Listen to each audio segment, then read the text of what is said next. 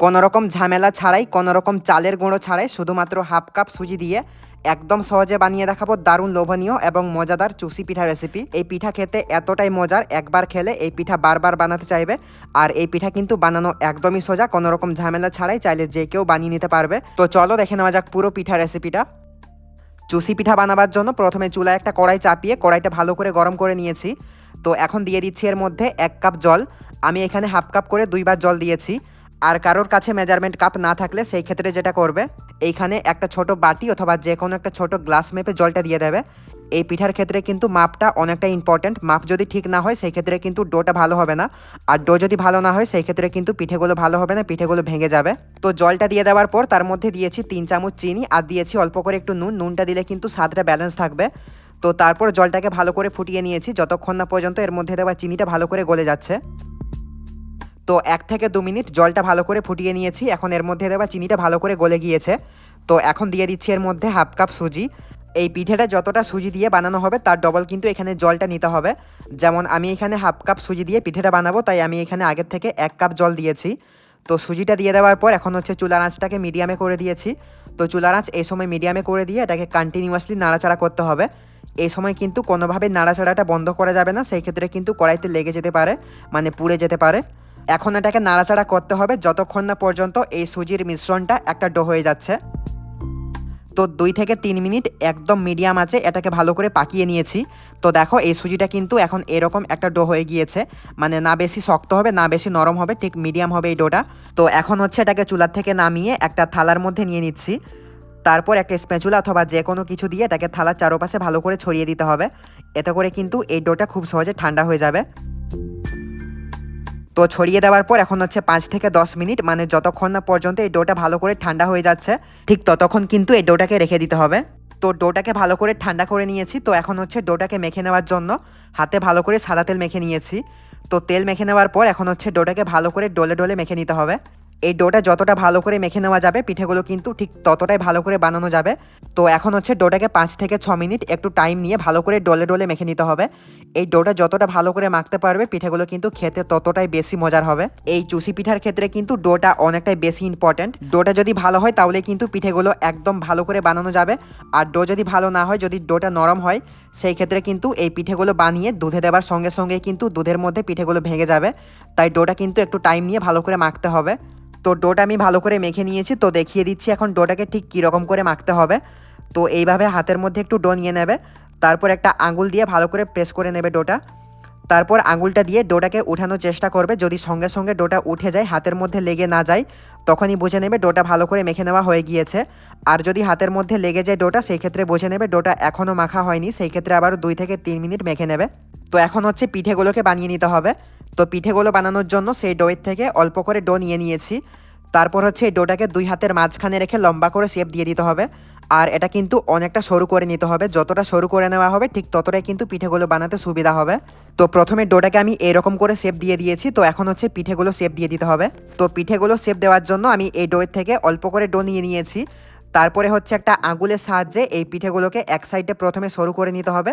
তারপর পিঠেটাকে ঘুরিয়ে আরেক সাইডে সরু করে নিতে হবে। এভাবে করে কিন্তু চুষি পিঠা শেপগুলো দিতে হবে। তো দেখো একটা পিঠে কিন্তু বানানো হয়ে গিয়েছে। তো তোমাদের বোঝার সুবিধার্থে তোমাদেরকে আরেকটা পিঠে বানিয়ে দেখাচ্ছি। প্রথমে হচ্ছে অল্প করে ডো নিয়ে নিতে হবে। তারপর হচ্ছে একটা আঙুলের সাহায্যে বা হাতের তালুর সাহায্যে প্রথমে এক সাইডটা সরু করে নিতে হবে, তারপর হচ্ছে আরেক সাইডটা সরু করে নিতে হবে। এভাবে করেই কিন্তু সমস্ত চুষি পিঠেগুলো বানিয়ে নিতে হবে। তো সবগুলো পিঠে আমার বানানো হয়ে গিয়েছে। আর এই পিঠেগুলো কিন্তু বানাতে একটু টাইম লাগে, তাই একটু ধৈর্য ধরে কিন্তু পিঠেগুলো বানাতে হবে, তাহলে ভালো হবে। তো এখন চুলায় একটা কড়াই চাপিয়ে কড়াইটা ভালো করে গরম করে নিয়েছি। তো কড়াই ভালো করে গরম হয়ে যাবার পর তার মধ্যে দিয়ে দিচ্ছি অল্প করে একটু জল। এখন দিয়ে দিচ্ছি এর মধ্যে 1.5 কাপ দুধ, মানে হাফ কাপ করে এখানে 3বার দুধ দিয়েছি। আর দুধটা দেওয়ার আগে একটু জল দিয়েছি, কারণ এই দুধটা দেওয়ার পর না হলে ছিটাতো। তো দুধটা দিয়ে দেওয়ার পর এখন হচ্ছে এর মধ্যে দিয়ে দিচ্ছি একটা এলাচ। এলাচের মাথাটা একটু ফাটিয়ে দিয়েছি। এই এলাচটা দিলে কিন্তু পিঠের মধ্যে খুব সুন্দর একটা গন্ধ হবে। তো এলাচটা দিয়ে দেওয়ার পর এখন সব কিছু একটু ভালো করে মিশিয়ে নিয়ে দুধটাকে 2 থেকে 3বার একটু বলক তুলে নিতে হবে, মানে ফুটিয়ে নিতে হবে। তো দুধ যখন ভালো করে গরম হয়ে যাবে, বলক চলে আসবে দুধের মধ্যে, তখন হচ্ছে এর মধ্যে দিয়ে দিচ্ছি হাফ কাপের থেকে কিছুটা কম হবে চিনি।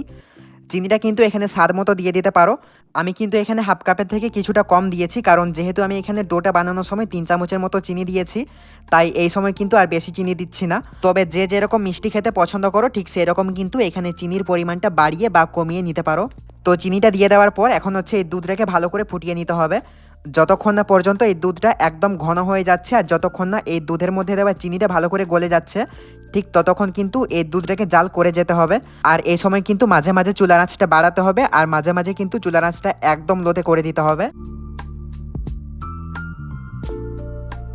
আর দুধটা জাল করে নেওয়ার সময় এই যে সাইডে যে মালাইগুলো জমবে সেই মালাইগুলোকে এইভাবে স্প্যাচুলা দিয়ে ভালো করে মিশিয়ে দিতে হবে দুধের সঙ্গে, তাহলে কিন্তু দুধটা অনেকটা বেশি ঘন হবে তাড়াতাড়ি আর হচ্ছে খেতেও ভালো লাগবে। তো 5 মিনিটের মতো এটাকে চুলার আঁচ বাড়িয়ে কমিয়ে এটাকে ভালো করে জাল করে নিয়েছি। তো এখন হচ্ছে প্রায় দুধটা অনেকটাই ঘন হয়ে গিয়েছে, এর থেকে বেশি আর ঘন করব না। তো এখন হচ্ছে সেই বানিয়ে রাখা পিঠেগুলো এই দুধের মধ্যে দিয়ে দিচ্ছি। তো সবগুলো পিঠে দিয়ে দেওয়ার পর এখন হচ্ছে ভালো করে একটু মিশিয়ে নিতে হবে। তারপর চুলার আঁচ এই সময় একদম হাইতে করে দিতে হবে। চুলার আঁচটা কিন্তু এই সময় কোনোভাবে লোতে রাখা যাবে না, সেই ক্ষেত্রে কিন্তু পিঠেগুলো ভেঙে যাওয়ার চান্স অনেকটাই বেশি থাকে। আর এই সময় কিন্তু কোনোভাবেই ঢাকা দেওয়া যাবে না, এগুলোকে ঢাকা ছাড়াই রান্না করতে হবে। আর দুধের মধ্যে পিঠেগুলো দেওয়ার পর কিন্তু বেশি নাড়াচাড়া করা যাবে না, এইভাবে স্প্যাচুলা বা খুন্তি দিয়ে উপর থেকে ঘুরিয়ে দিতে পারো বা কড়াইটাকে ধরে একটু ঝাঁকিয়ে নিতে পারো। তো চুলার আঁচ একদম হাইতে রেখে দিয়ে পিঠেগুলোকে আমি জাল করে নিয়েছি 1 থেকে 2 মিনিট, এর থেকে আর বেশি করার দরকার নেই। তো দেখো এখন কিন্তু পিঠেগুলো অনেকটাই ফুলে গিয়েছে আর পিঠেগুলো কিন্তু এখন ভালো করে সিদ্ধ হয়ে গিয়েছে। আর এই সময় দুধটা অনেকটাই ঘন হয়ে গিয়েছে, তো এর থেকে বেশি আর ঘন করব না, এখনই চুলার থেকে নামিয়ে নেব, কারণ এটা ঠান্ডা হয়ে যাওয়ার পর কিন্তু আরও অনেকটাই ঘন হয়ে যাবে। তো এখন এই পিঠেগুলোকে চুলার থেকে নামিয়ে নিচ্ছি। তো পিঠেগুলোকে চুলার থেকে নামিয়ে কিছুটা ঠান্ডা করে নিয়েছি, তারপর পিঠেগুলোকে সার্ভ করার জন্য একটা মাটির ভাঁড়ে নিয়ে নিচ্ছি। তো কোনো রকম চালের গুঁড়ো ছাড়া, কোনো রকম ঝামেলা ছাড়া শুধুমাত্র হাফ কাপ সুজি দিয়ে বানিয়ে নাও এই পিঠা রেসিপিটা। তো দেখো পিঠেগুলো দেখতে কতটা লোভনীয় হয়েছে আর এই পিঠেগুলো কিন্তু খেতে অনেক অনেক অনেক বেশি মজার। এই পিঠেগুলো খেতে এতটাই মজার হয় যে একবার খেলে এই পিঠেগুলো বারবার বানাতে চাইবে। তো অবশ্যই একবার বানিয়ে দেখো, অবশ্যই পিঠেগুলোকে বাড়িতে এইভাবে একবার বানিয়ে দেখো, তাহলে কিন্তু পিঠেগুলো একদম পারফেক্ট হবে। পিঠেগুলো দুধে দেওয়ার পর কিন্তু আর ভেঙে যাবে না। আর যেহেতু এখানে চালের গুঁড়োর কোনো ঝামেলা নেই, তাই মাত্র হাফ কাপ সুজি দিয়ে চাইলে যে কেউ এই পিঠেগুলো বানিয়ে নিতে পারবে। তো ভিডিওটা কেমন লাগলো জানিও, ভালো লাগলে বেশি বেশি করে শেয়ার করে দিও আর চ্যানেলটা সাবস্ক্রাইব করে দিও। তো চলো আজকের মতো টাটা।